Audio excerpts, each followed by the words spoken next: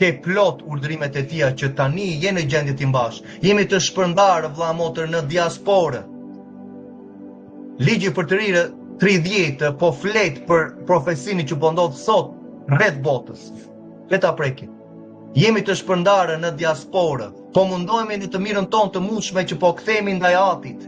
Ata që besojnë tek Mesia po kthehen ndaj Atit. Dhe shumë në Izrael po kthehen në Atin nëpërmjet Mesias dhe pastaj rafinohen dhe largohen nga farisejt. A plot prej tyre largohen nga judaizmi që në këtë rast është një fjalë shumë e rëndë. Sepse kanë doktrinat e tyre, kanë mësimet e tyre që shumë herë janë kundra shkrimit. Prandaj ata që vinë në besim tek Mesia dhe judejtë fillojnë të rafinohen ka plot ministri lavdiatit në Amerikë dhe përtej që ecin në urdhrimet e tija. Dhe janë në besim tek Mesia dhe shikojnë që këto tradita Talmudi Mishna që kanë farisin të sot ortodoksë, rabintë sot në Izrael nuk janë të shkrimit.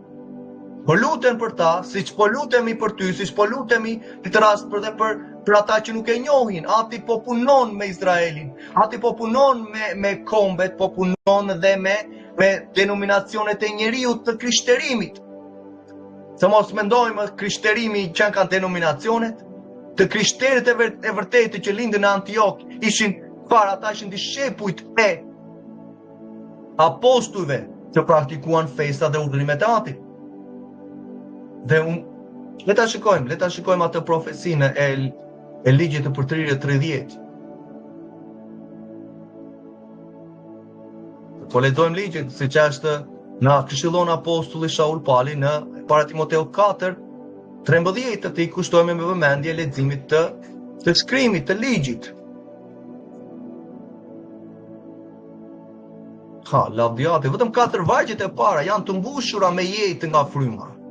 Janë të mbushur me jetë dhe unë e di që shumë herë ne sot marrim perceptime vetjake dhe po shikon tash letra është e vdekur dhe nuk ka më jetë, nuk ka në këtë rast sepse fryma nuk vepron në ligjin. Vërtet është fryma që vepron në ligjin urdhrimet e Atit. Kur ti dhe unë i zbatojmë, mendja që është e kontrolluar nga fryma, ecën në urdhrimet e Atit, aty ka jetë dhe fryma vepron në jetën tënde.